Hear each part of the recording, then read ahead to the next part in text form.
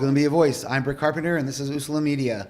I'm really excited about today's show. It is actually the third episode of my fifth season, which really means that I started in 2018 with this show. And I've had many guests on over the years that have shared their stories, have shared their journeys, people that I've partnered with in the community. And this guest that I have today is one that I have partnered with from the very beginning. She was one of the first persons that became my biggest supporter, ally, confidant, one of my best friends, my snack pack. She also is one of the largest advocates here in Philadelphia for many causes, for many voices in our city that can't be voices for themselves. And she's a leader in the communities that are most vulnerable and needed. The person I'm sitting here with today really defines what season 5 is all about, and it's about switching gears.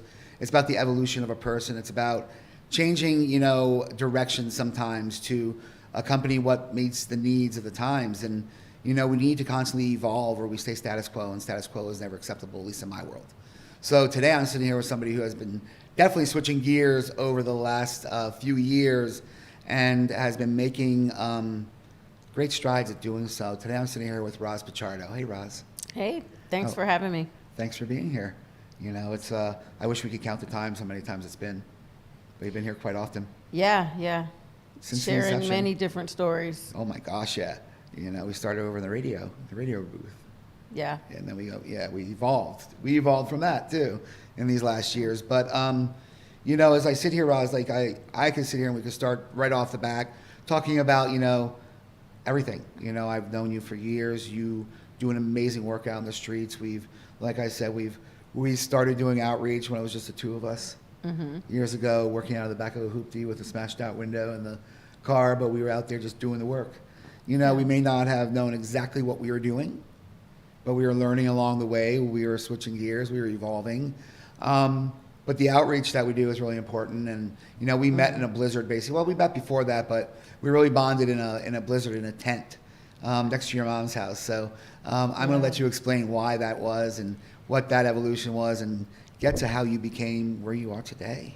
So the Camp Out for Peace is where the tent was located. It's a 3-day protest, Camp Out for Peace, in honor of many people who lost their loved ones due to gun violence.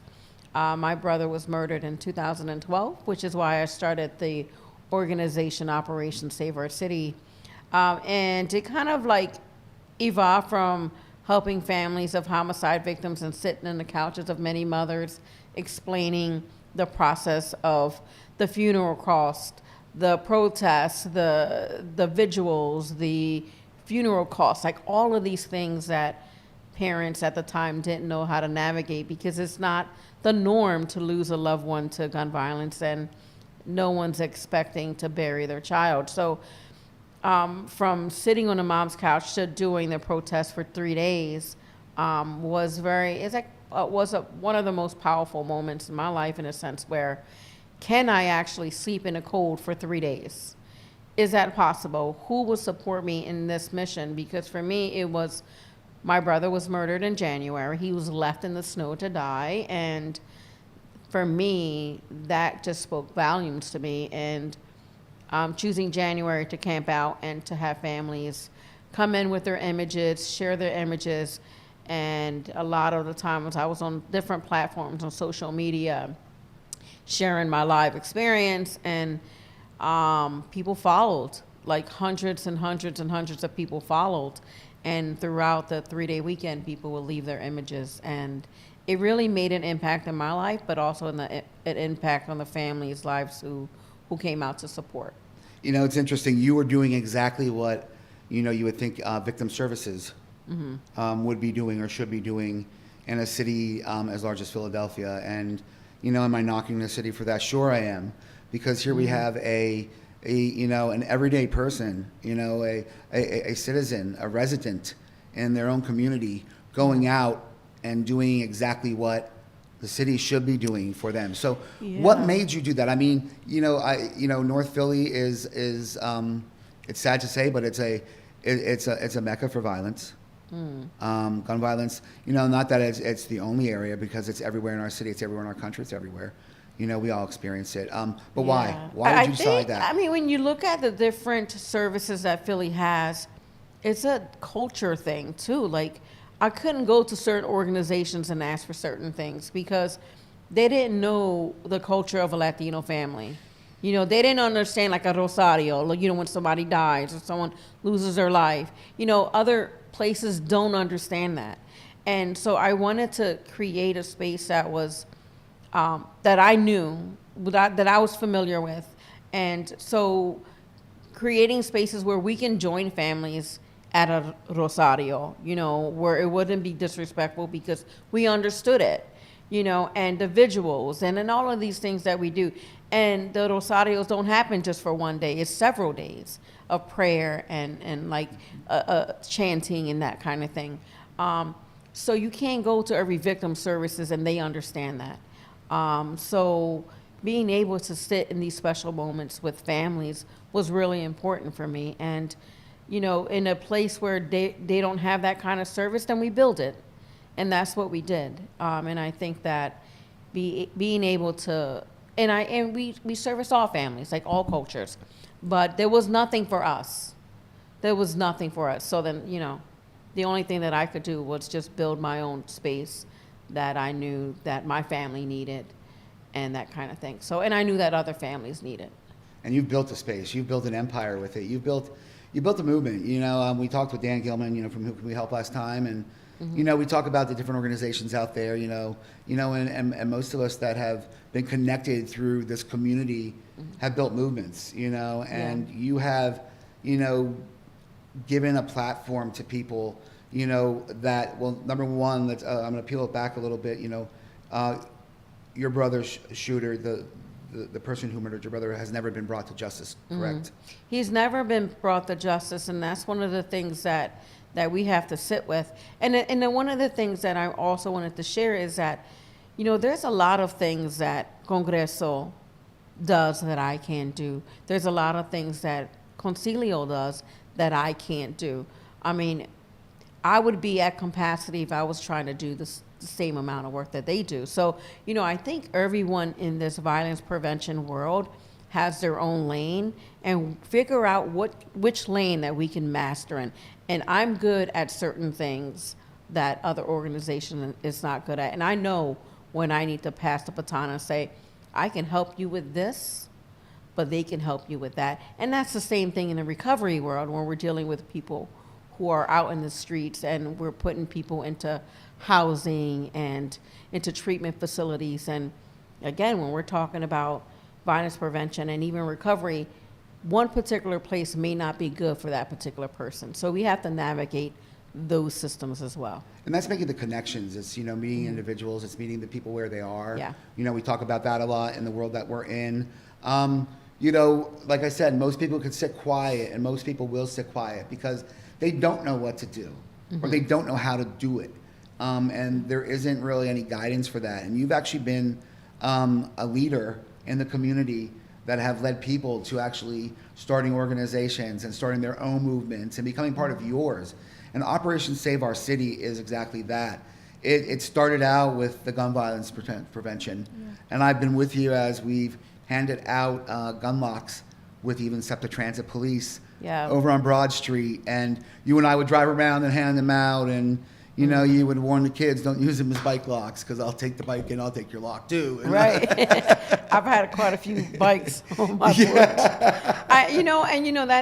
That day even too brought me to full circle in a sense where we were working with Scott Charles from Temple University Emergency Room. Right. Scott was out with us. In that trauma bay. And I didn't work with him at that time. If you remember, I don't think I was working at the emergency room at that time. Oh my gosh, this was way before the emergency room. This was years. Yes. We're going back to this was 18, I believe. And 18, 19. Yeah. And then I ended up working in the emergency room in a trauma bay for a couple of years. And that was definitely an experience that I could never forget. All of those experiences, particularly working with gunshot victims, seeing it firsthand and, literally seeing it, like pulling people out of cars and watching these cars barrel down the bay and we pulling the people coding and we're doing chest compressions as we're riding through into the bay. Stuff that you would see on television was some real life stuff that we were seeing in the ER. And those are one of the experiences one of many that I could never forget, because for me, having that experience brought me to when my brother was murdered, shot, and taken to that same hospital. Which was? Temple University. And they had no trauma advocates. So we would sit 2012. 2012. We sat on the floor, I think it was the 4th floor, I think, for 10 hours with no updates when he was in the OR. And just to know that I helped a family with that process, a family no longer had to wait 10 hours. I can give you an update every hour. He's still in the OR, or she's still in the OR. Or if they do pass along, I can sit there and understand what's getting ready to happen. We're getting ready to give this death notification. What's getting ready to happen, and what services, and how do I prepare this person's face or body so that this family can view them in a way that's respectful, because my family experienced that, so it was just one of those moments. I'm not there anymore, obviously, but because God had a bigger plan for me. I was going to say, I wanted to bring that up, but go ahead, finish your thought. Yeah, he had there. a bigger plan, and I think that was just one level of preparing me for what my community was about to give me. And I love the word that you use, prepare, because I wanted to say this, and I want to interject because it's so important for people to know this, that there are so many people out there that are educated in the fields of study that they're practicing in. There's a lot of people out there that have letters behind their names, and that's amazing. They worked hard for it. They worked their asses off to get there, and those letters are deserved. And, they specialize in that. But there's also people like myself and yourself, especially, that has lived experience and has worked through the school of the streets. You started with Operation Save Our City, the gun violence. You started dabbling in, when the encampment started turning, because the opioid crisis, the opioid epidemic, the public health crisis we're facing hit close to home for you, family, your neighborhood, your community. You evolved from that. And then all of a sudden you started working at Prevention Point, one of the godsends in this city that is needed here in Kensington, that we need here in our city. And you weren't just doing that, you were doing Operation Save Our City. You were still working with the gun violence. You were doing Friday and Saturday nights in the ER at Temple with trauma, working with patients, and getting up on Saturday and Sundays and doing whatever you had to do then. So that is like having tons of letters behind your name. Do you understand what I'm saying? Oh, yeah. That education that you gave yourself and that put yourself through has taken you to where you are today. So that was God's bigger plan for you, I believe. Yeah, and I think that, the whole misconception of having a degree. I don't have a degree in shit but the streets, but I've mastered the craft of loving people and giving people everything that I have.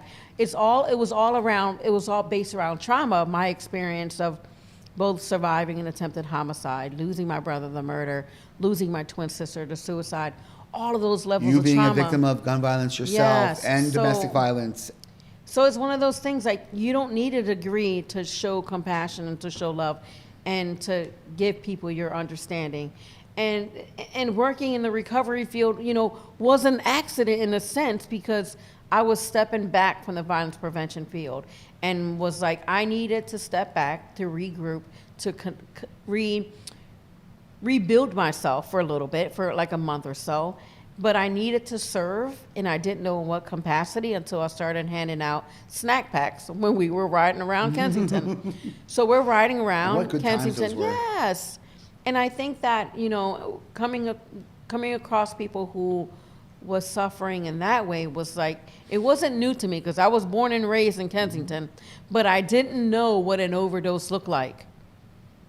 I didn't know what that looked like. I didn't know what the heck was going on until I responded. And I'm like, I responded caressing the head because I didn't know about Narcan, holding their hand. I didn't know about rescue breaths. I didn't know anything about that, so being able to learn that skill and reverse the amount of overdoses that I've had. How many are you at today?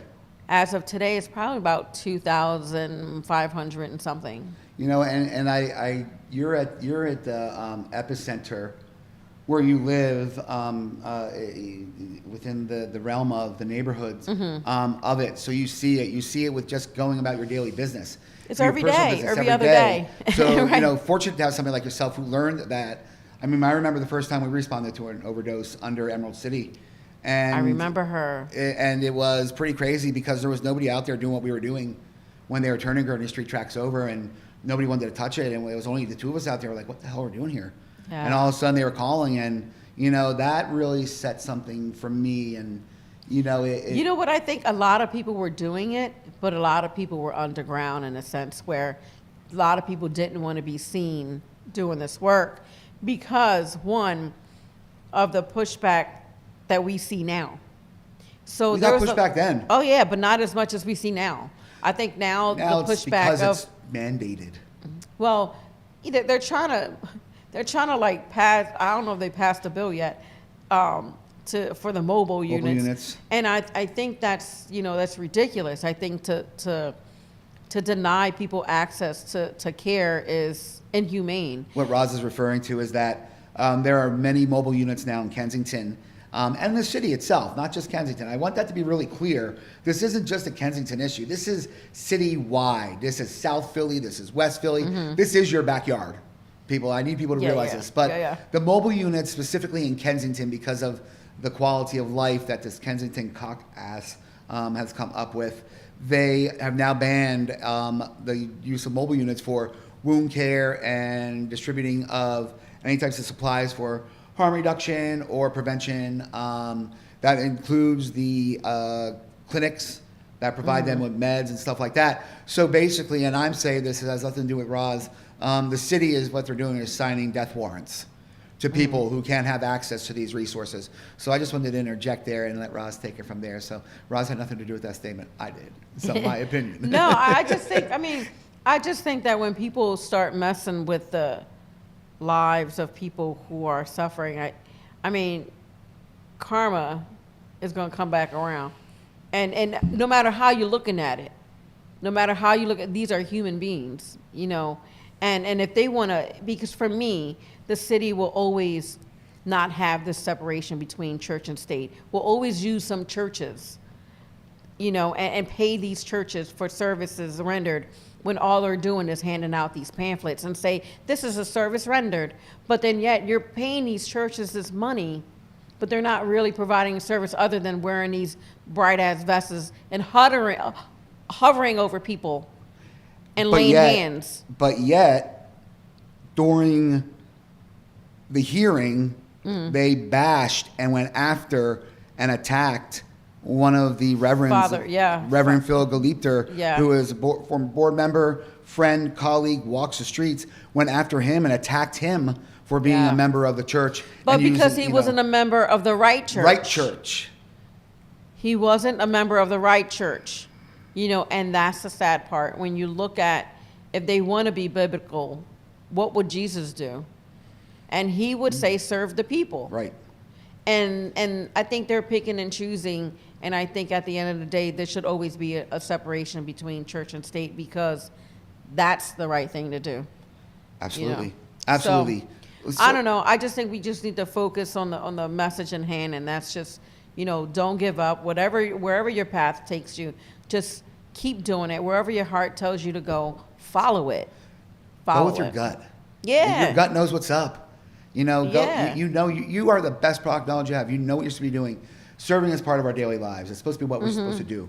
It's really what we're here for, if we need to peel those layers back, and if we really did that. But, you've taken your service from what we've talked about, the streets, to a tent, all these different facets. You were with Prevention Point. You were with Ceasefire PA. Ceasefire PA. You started learning policy. It wasn't your favorite, but you started learning it, and that's something to know.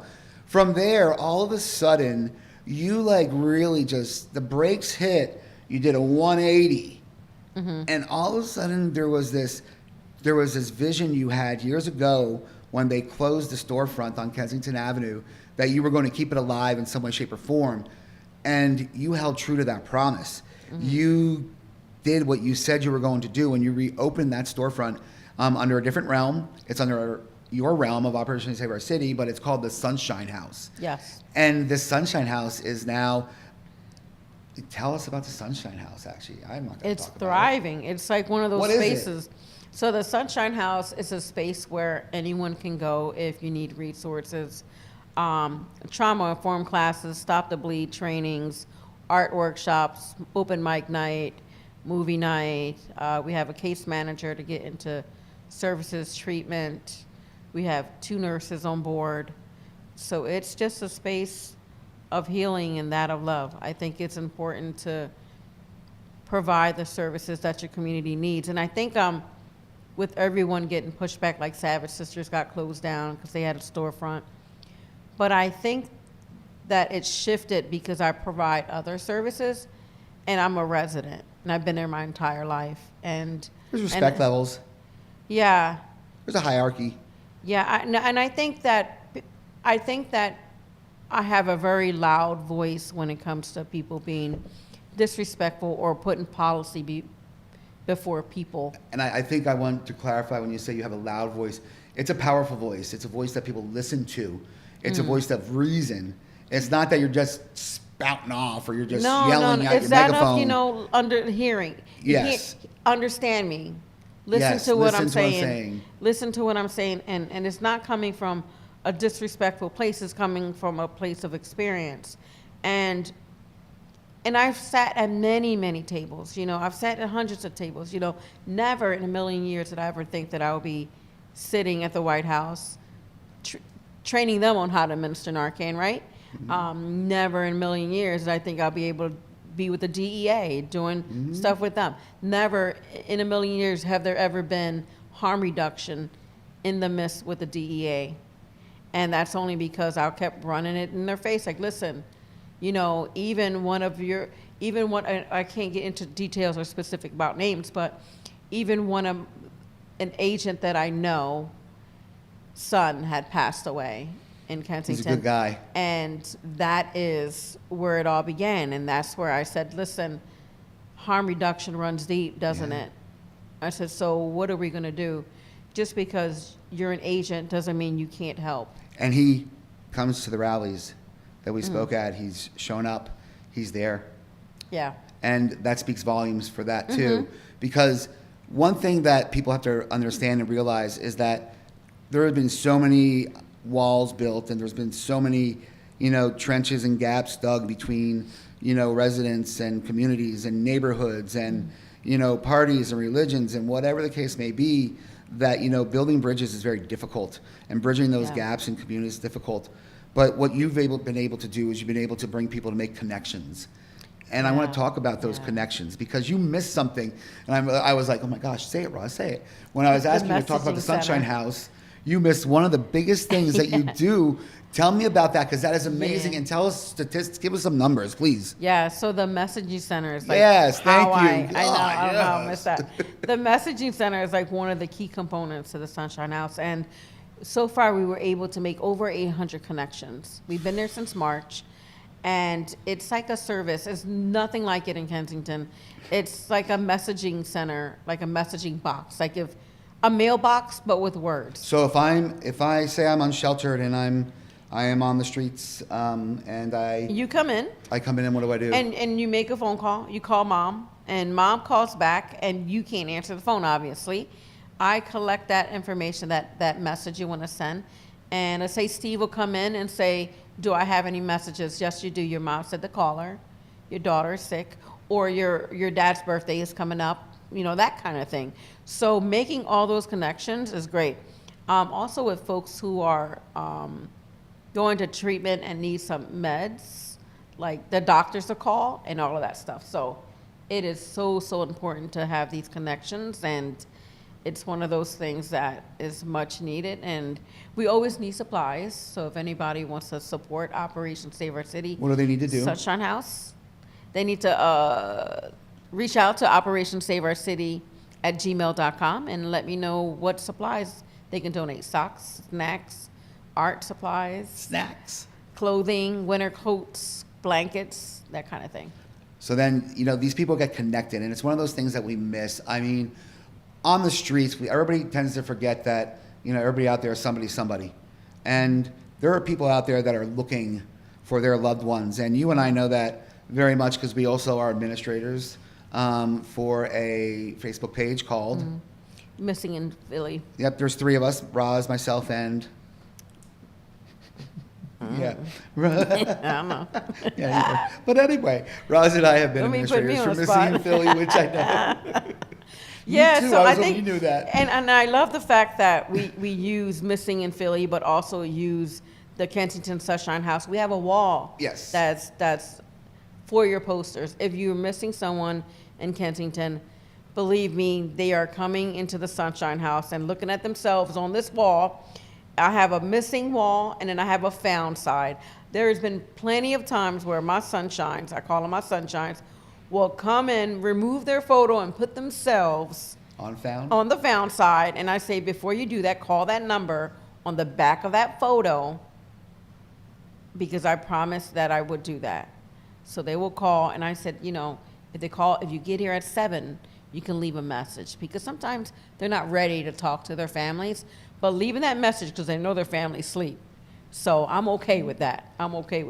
Yeah, and you know what? It's just the connecting. Yes. Letting them hear the voice, letting them know. And I think that's what some people don't realize, like addiction, being a person in recovery, long-term recovery, and knowing that, addiction was part of my life for over half my life, and knowing how it destroyed my life and my family's life. And I think people forget that it affects the family so much more sometimes than it affects the individual, because they're out there looking, they're out there, they're losing sleep, they're losing jobs because they're worried about stuff, the trauma, the effects. So you're providing a peace of mind, you're providing a connection that they've never experienced before, because a lot of people don't know how to go about starting to do so.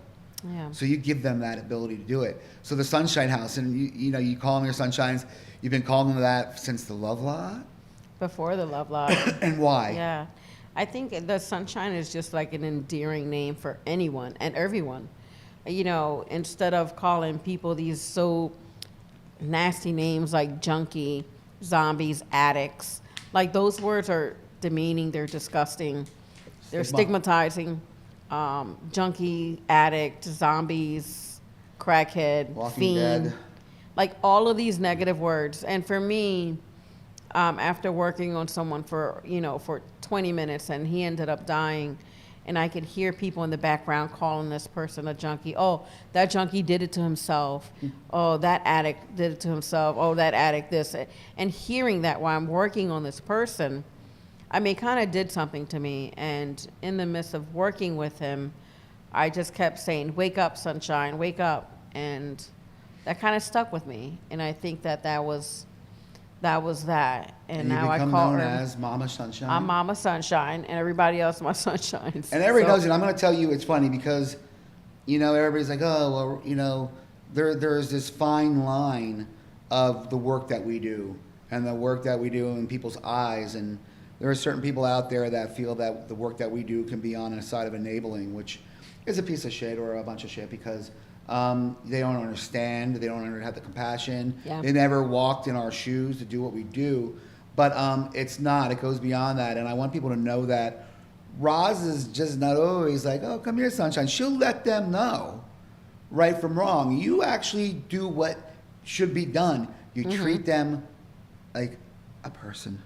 Yeah. You treat them come like into anybody else. You come into the Sunshine House, you have to be respectful.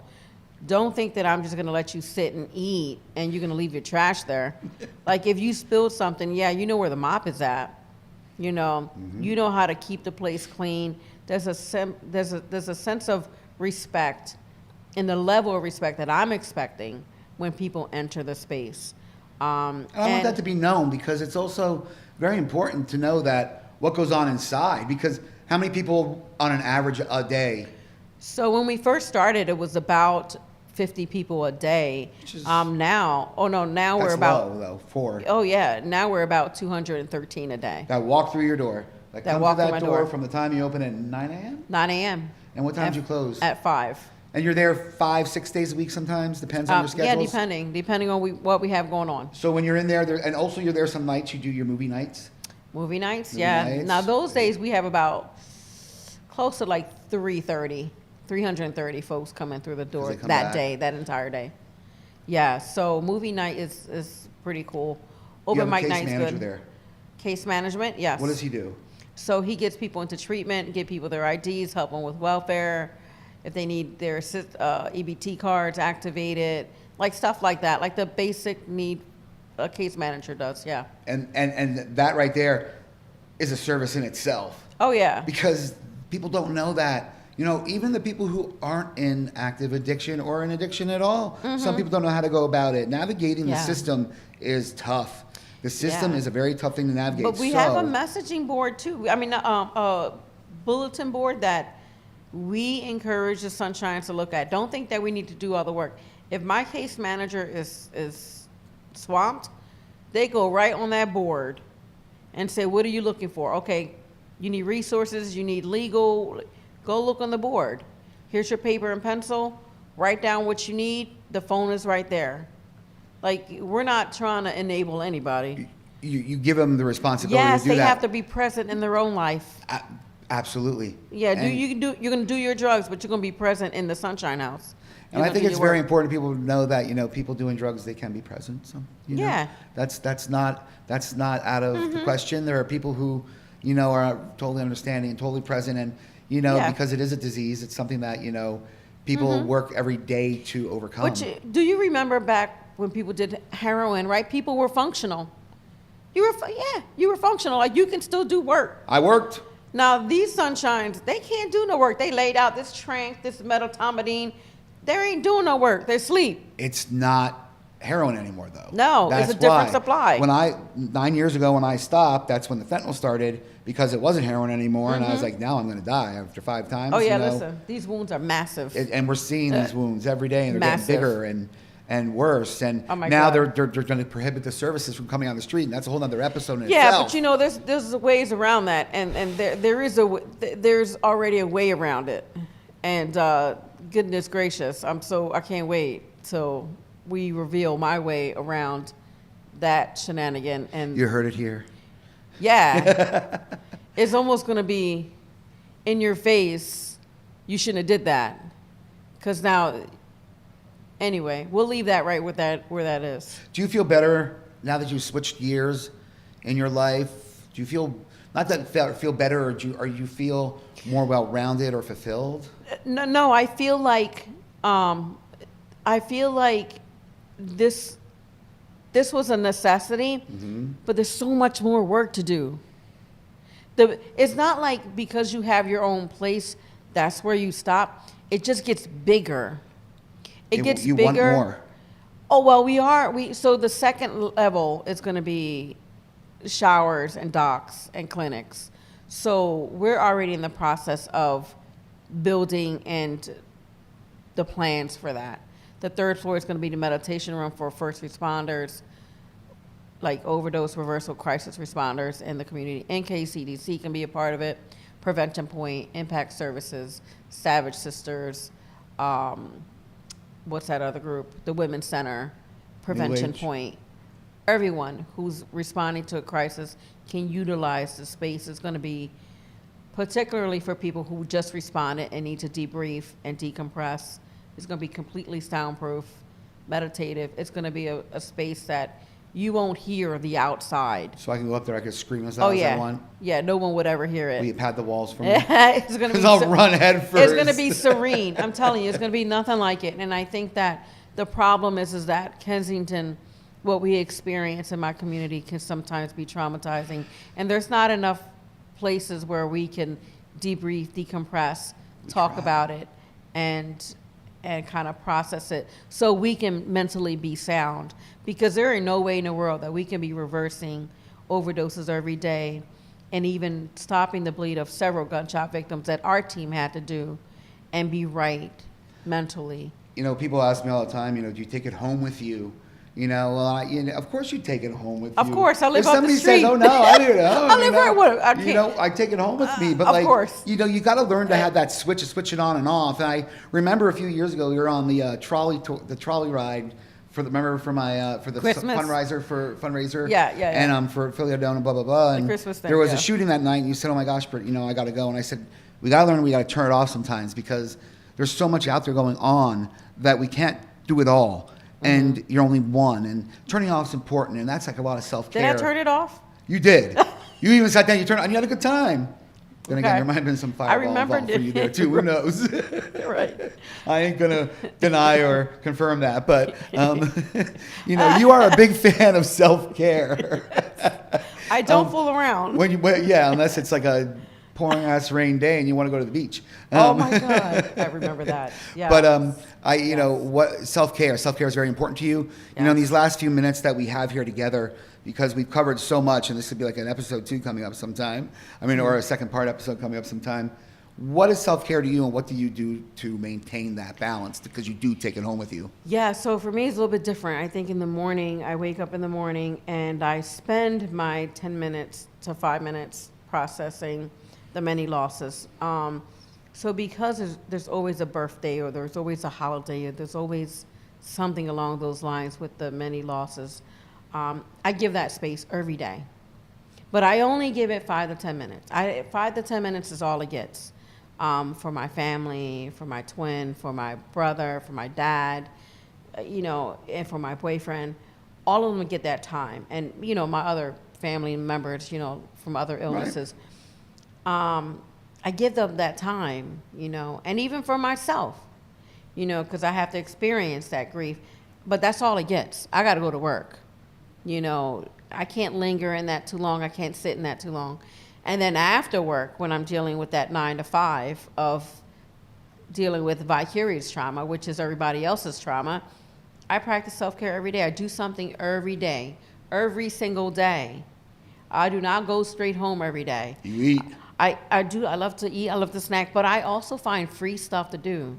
There is so you many. You are out and about all the time. Yeah, let me tell you, there's so many free things, and you don't have to spend money. Listen, I'm very frugal, and there are so many free things in Philly. I don't know why people don't utilize it, but there is. And I love to see that about you. And I want people to know that Roz is a powerhouse. She is a force. I'm fortunate to have her as one of my best friends and confidants in this crazy little world that we live in. And if you want to support Roz with Operation Save Our City and the Sunshine House, where can they reach you, Roz? So on social media, Facebook, Operation Save Our City, Instagram, Operation Save Our City, Gmail, operationsaveourcity@gmail.com, or they can call or text 856-745-6045. And if you want to find out more about Roz's story that we didn't mention today, because there's so much more, you can check out past Via Voiced episodes. There's many of them, and you can hear the story about how she got to where she is today. There's also a training that Usula Media had her do on Narcan, and it's a video out there that you could check on Usula's YouTube channel that you can watch her administer Narcan and the proper way to identify an overdose, because there's so much. And if you want that training, that hands-on personal training for you individually, your family, your business, whatever, contact Roz. She does the trainings. She's great. I've worked with her on the trainings. I've learned so much from her, and with all the overdoses I've reversed, I'm still in awe of what she does. Roz, I love you. I love your heart. Thank you for being here today. Thank you for having me. You got it, honey. And for the rest of you, thanks for joining us. We'll always be back for sure. Once again, Roz Pichardo, Operation Save Our City. Check her out. Thanks for joining us. This is Britt Carpenter of Usula Media. Have a great rest of your day.